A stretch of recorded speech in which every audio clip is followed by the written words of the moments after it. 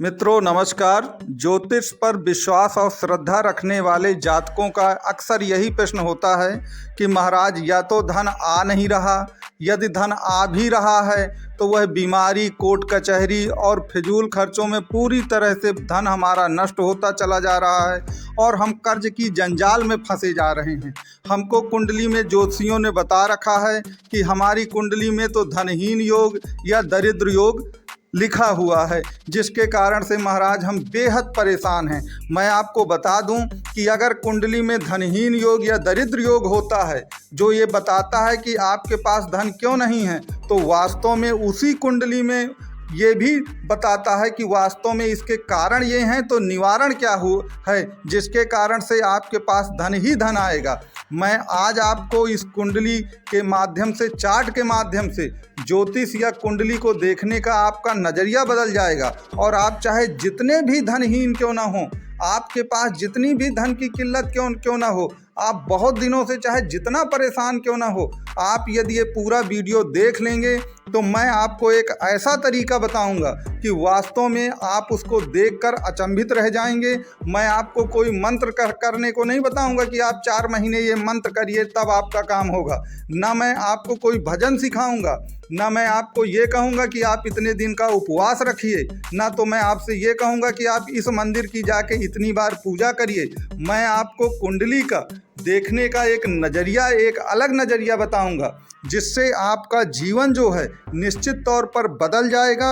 याद रखिए, एक मान लीजिए आपको कोई एक मंजिल प्राप्त करनी, तो उस मंजिल को पाने के 1000 रास्ते हो सकते हैं, लेकिन एक रास्ता, 2 रास्ता ऐसा होगा जो सबसे आसान होगा, सबसे सरल होगा और तुरंत आप अपनी मंजिल को प्राप्त कर लेंगे। और वो जो 999 रास्ते हैं जिसमें आप खो गए हैं, उसकी वजह से आपका जीवन बर्बाद होता चला जा रहा है। तो कुंडली भी आपको यही बताती है कि वास्तव में आपको करना क्या है। अगर आप उस दिशा में थोड़ा सा भी प्रयास कर लेंगे तो निश्चित तौर पर आपको सफलता मिलेगी। आपकी जितनी परेशानियां हैं धन से संबंधित, वैसे आधुनिक जीवन में जितनी भी परेशानियां होती हैं उनमें से 90% परेशानी धन के अभाव में ही होती हैं। ये बात निश्चित है और ये व्यवहारिक भी है आज के युग में।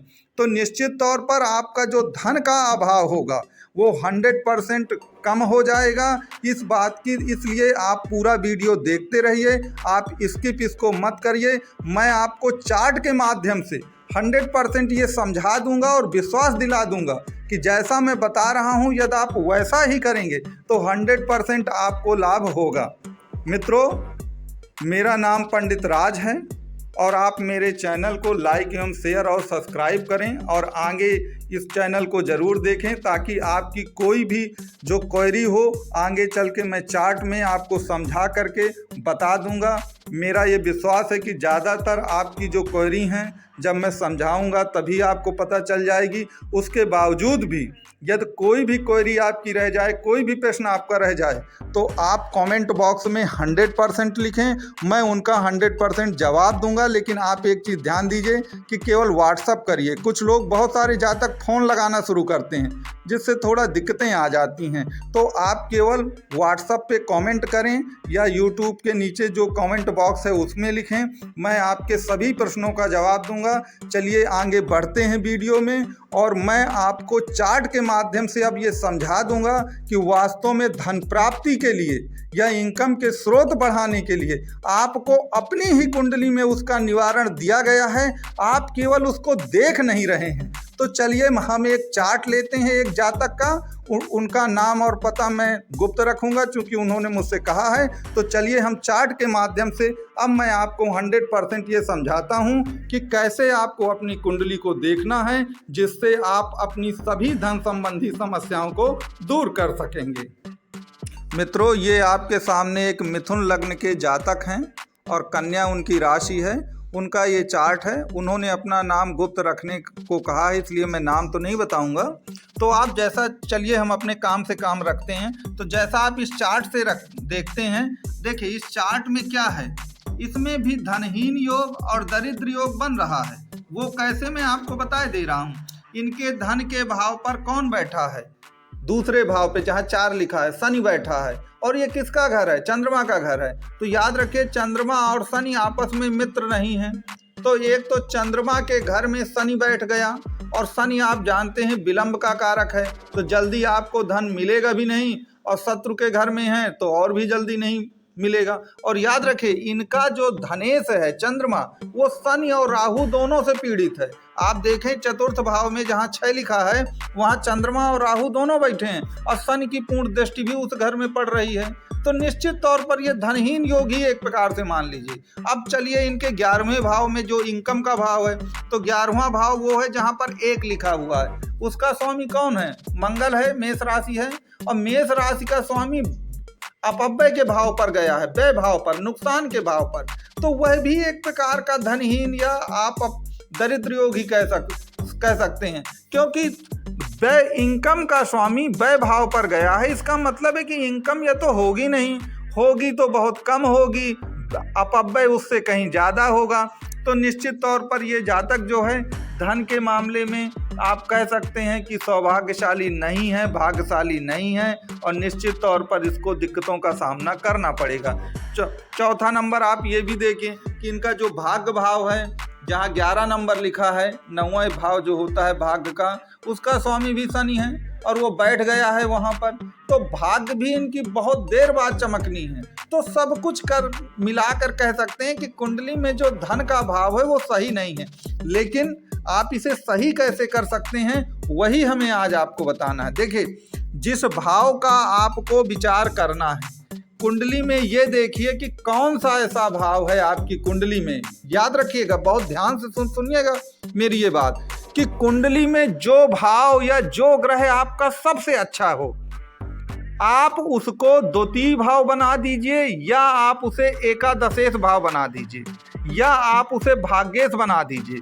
वो आप कैसे बनाएंगे? मान लीजिए इनकी कुंडली का सबसे अच्छा भाव है केंद्र का भाव, जो लग्न है, क्योंकि गुरु और शुक्र दोनों बैठे हैं, बहुत बड़ा राजयोग है, क्योंकि ये केंद्र और त्रिकोण के स्वामी भी हैं।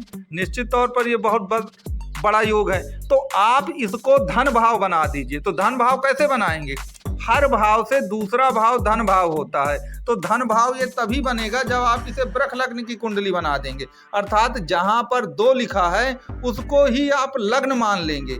तो जब उसको आप लग्न मान लेंगे तो जहाँ पे मिथुन है 3 लिखा है वो ऑटोमेटिक आपका धन भाव बन जाएगा। तो अब आप कहेंगे कि इस तरह तो सब कोई बना लेगा, ये बन कैसे जाएगा? वो भी मैं आपको बताता हूँ कैसे बन जाएगा। देखिए 12वां भाव कहे का है, जो 12वां भाव है वो लंबी दूर यात्राओं का है, विदेश भाव कहते हैं इसको। यदि ये जातक अपने मूल स्थान जन्म स्थान से जाकर कहीं बहुत दूर बस जाता है, तो मान लीजिए कि कुल मिलाकर के वह जो आपका 12वां भाव है जिसका वो प्रतिनिधित्व करता है, वहीं से आप उसकी कुंडली की लग्न की गणना कर सकते हैं। 12वां भाव अन्य चीज़ों का भी भाव है, उसमें आपका कोर्ट कचहरी है, जेल है, बहुत कुछ है। तो वो मजाकबाजी करना अलग बात है कि व्यक्ति जेल चला जाए तो वहाँ से उसकी बात, ऐसा नहीं होता है, इस तरह का मजाक हमें नहीं करना चाहिए। तो याद रखिए कि 12वां भाव लंबी यात्राओं का है, दूर देश का है। अगर ये जातक, चूंकि मैं इन जातकों को जानता हूँ, इस जातक को, जब यह अपने देश से ही बाहर चले गए, बहुत दूर चले गए, तो याद रखिए इनकी किस्मत इस तरह चमकी कि आप बिल्कुल अचंभित हो जाएंगे। जब ये बाहर चले गए तो इनके धन के स्रोत और इनकम के स्रोत इतने बढ़ गए कि आज पूछिए ना, ये मिलियनर और बिलियनर हैं। अब मैं आपको बताऊं, जब आप इसको वृष लग्न की कुंडली बना देंगे तो वृष लग्न की कुंडली बनाने पर आपके धन भाव पर गुरु और शुक्र आ जाएंगे, और तृतीय भाव पर आपके शनि आ जाएंगे। अब देखिए जो शनि बहुत बुरे थे द्वितीय भाव पर, याद रखिए जो तृतीय भाव होता है उसमें 3, 6, 11 में अगर पापक ग्रह बैठते हैं तो बहुत योगकारी माने जाते हैं। तो निश्चित तो निश्चित तौर पर अगर आप देखें कुल मिलाकर के इस कुंडली में, तो जो आपका तृतीय भाव है कुल मिलाकर वहाँ पर शनि आ गए तो योगकारी तो हो ही गए। और याद रखिए भाग्य भाव पर वह अब पूर्ण दृष्टि से देख रहे हैं उस भाग्य भाव को। ये एक बहुत बड़ी बात है कि जो भाग्य भाव का स्वामी होगा अब वहाँ पर मकर राशि आ जाएगी। चूंकि मकर राशि आ जाएगी और आपके शनि कर्क राशि के हैं तो वह अब अपनी भाग्य भाव को पूर्ण दृष्टि से देखेंगे। याद रखिए जब वह भाग्य भाव को पूर्ण दृष्टि से देखेंगे तो निश्चित तौर पर आपकी भाग्य भी जल्दी ही उदय होगी। तो देखिए एक थोड़ा सा चेंजेज आप अपनी लाइफ में लाएंगे तो पूरी कुंडली आपकी बदल जाएगी और आपके बुरे दिन भी पूरी तरह से बदल जाएंगे। तो एक प्रकार से आपको क्या करना है, एक सूत्र याद रखना है कि जो भाव आपका सबसे ज़्यादा शुभ है, जहाँ पर उच्च के ग्रह बैठे हैं, आप क्या करिए कि उस भाव को ही अपना धन भाव या इनकम का भाव एकादश भाव बना दीजिए, 11वां भाव। आप समझते हैं कि मान लीजिए आपकी किसी मेष लग्न की कुंडली है मान लीजिए, और कुल मिलाकर आप देखते हैं कि कुल मिला के आपका मिथुन में बुध बैठा हुआ है तीसरे भाव पर, तो आप क्या करिए कि उसे वृष लग्न की कुंडली बना दीजिए। तो अब मिथुन दूसरे स्थान पे आ जाएगा और उसमें चूंकि बुध आपका स्वराशि का बैठा है तो निश्चित तौर पर वह आपके लिए योगकारी होगा। तो इस प्रकार से हम कुल मिलाकर इस जातक की किस्मत तभी चमकी जब यह एक प्रकार से विदेश स्थान को चले गए। अब विदेश स्थान 12वां स्थान था इनका, तो 12वां स्थान में 2 लिखा है जहां मंगल है। अब जब यहां से इनकी कुंडली बनी तो बृहस्पति और शुक्र इनके अब धन भाव पे आ गए और निश्चित तौर पर बृहस्पति शुक्र ने तब जाके इनको माला माल कर दिया, क्योंकि शनि इनकी भाग्य को उस समय पूर्ण दृष्टि से देखने लगा और शनि तृतीय स्थान पे आकर के जो शनि अयोगकारी थे, दूसरे भाव पर धनहीन और दरिद्र योग बना रहे थे, आप ये मानिए कि वह धनवान योग बनाना शुरू किए और भाग्येश भाग्य को देखने भी लगा। तो इस तरह आप भी अपनी कुंडली में करिए, निश्चित तौर पर देखिएगा आपका जीवन बदल जाएगा।